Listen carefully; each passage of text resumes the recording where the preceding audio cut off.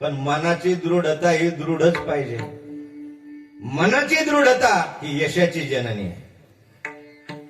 ज्याचं मन दृढ असेल त्याने ठरवलेलं ते कार्य निश्चित तो पूर्ण केल्याशिवाय राहत नाही. पण मन दृढ लागेल बरं, मनाची दृढता लागेल. एक जणांनी असंच कीर्तनात ऐकलं, नारद पुराणामध्ये सांगितलेले आहेत काही नियम, आचारसंहितेतले काही नियम सांगितले नारद पुराणामध्ये. त्याच्यामध्ये त्यांनी सांगितलं बा, उपवास फललिप्सुरम जह्यात भुक्ती चतुष्टयम, 4 वेळेच्या भोजनाचा जर त्याग केला तर त्याला 24 एकादशी केल्याचं फळ प्राप्त होतं. सोपं आहे की नाही? कशाला आली एकादश की धर, आली एकादश की धर, एकच करायची 24 एकादशीचं फळ प्राप्त करून घ्यायचं. कसं? पण 4 वेळेच्या भोजनाचा त्याग करावा लागतो. 4 वेळेचा कसं त्याग करायचा 4 वेळेचा? तर त्याचं असं आहे, शास्त्राने माणसाला 2च वेळेचं जेवण सांगितलं. हे माणसासाठी सांगितलं. 2 वेळेचं जेवण. पहिल्या वेळेस 1 वेळेस जो जेवतो तो देवाला प्रत्यक्ष नैवेद्य दाखवतो, तो साधूच राहू शकतो तशा अवस्थेत. दुसरा जो असतो तो 2 वेळेस जेवतो, सकाळी जेवतो, संध्याकाळी जेवतो, ते मनुष्यासाठी सांगितलं. तिसऱ्या वेळेचं जो जेवण आहे आपलं, तिसऱ्या वेळेचं, ते मनुष्य खात नाही, ते पितरासाठी झालं. जर तुम्ही केलंय तिसऱ्या वेळेचं जेवण तर ते मनुष्याचं नाही, ते पितराचं आहे. आणि 4थ्या वेळेस जर जेवण केलं तर ते राक्षसाचं आहे.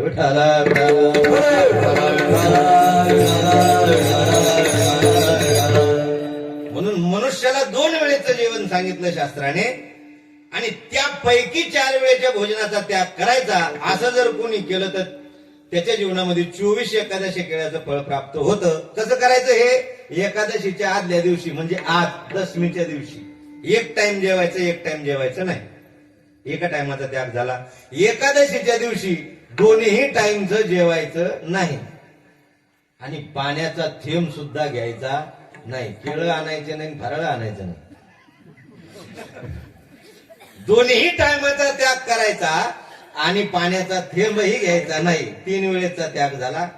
द्वादशीच्या दिवशी 1 वेळेस जेवायचं, 1 वेळेस जेवायचं नाही. मिळून 4 वेळेच्या भोजनाचा त्याग करायचा.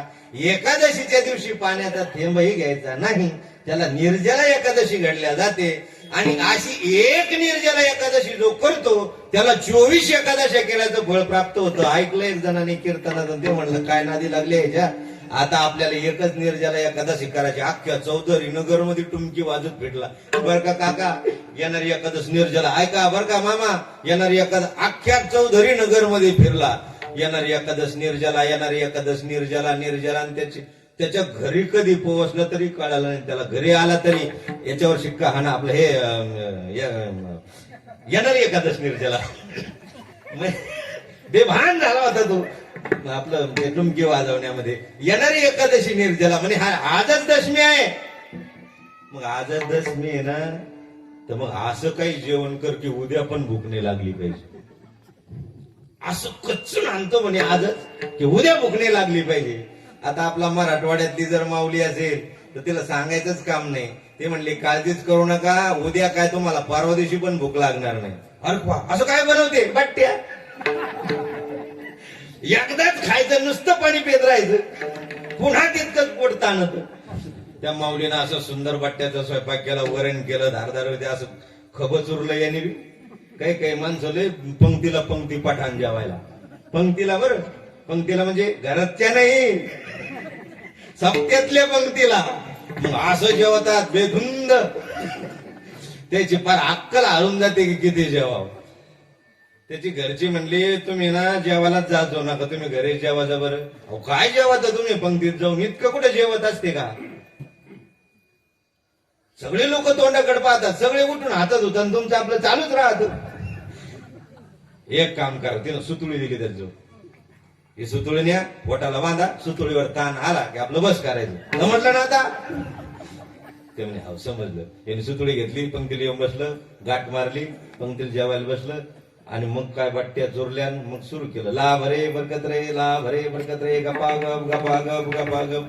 पोटात पोट ताणलं, पोट ताणून सुतुळी ताणायला लागली. सुतुळी पंग पंग पंग पंग टक, सुतुळी तुटली. मग हे जागे झाला रे बाबू, मग जागे झालंय की अरे आता तर चांगलं कार्यक्रम.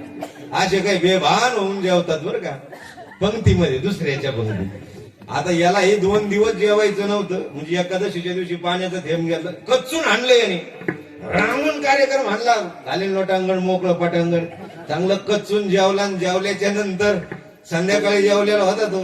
आता जर तेलकट पदार्थ खाल्ल्यावर 5-5 मिनिटाला काय लागतं? पाणी.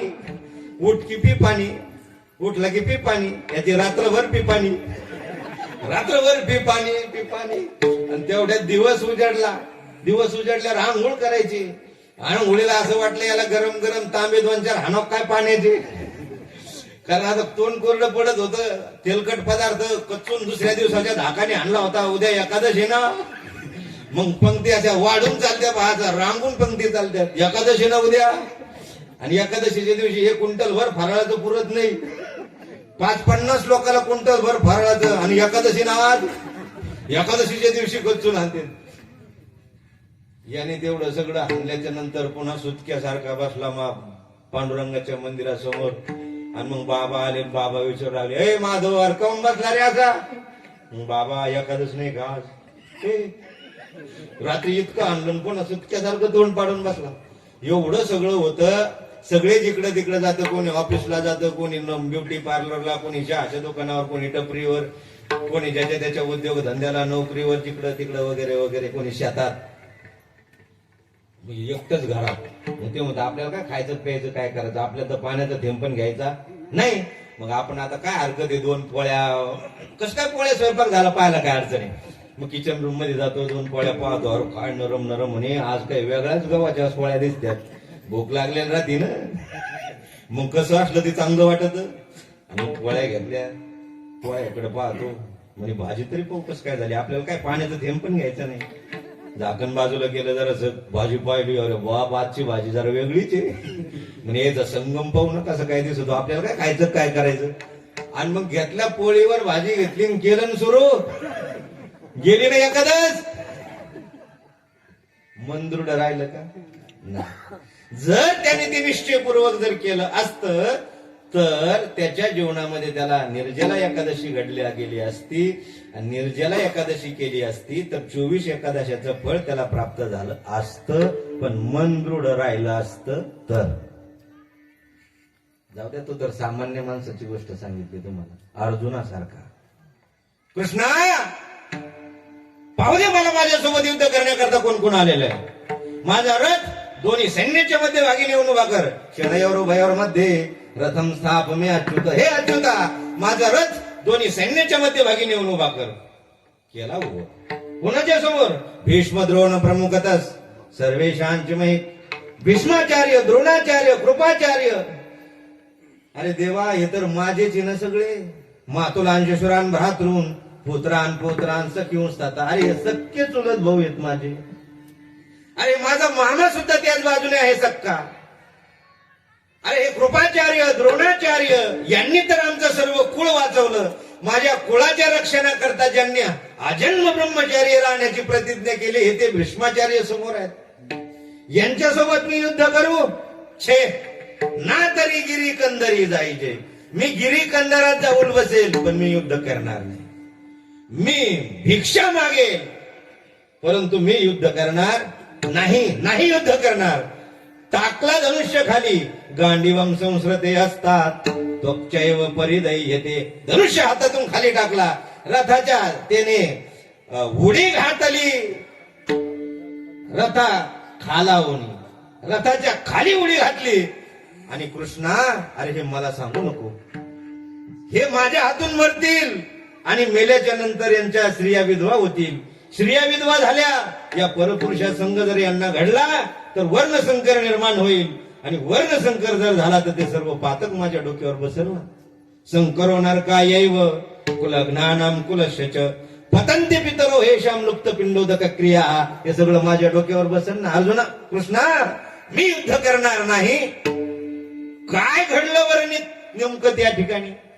माऊली ज्ञानोबारायांनी बारीक निरीक्षण केलं त्याचं. माऊली ज्ञानोबाराय म्हणतात, सांगू तिथं काय घडलं.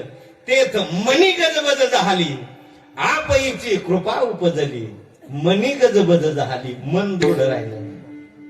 हृदयाचे ढिलेपण ते निकियासी नो हे कारण संग्रामी हे कवन कारुण्य तुझे.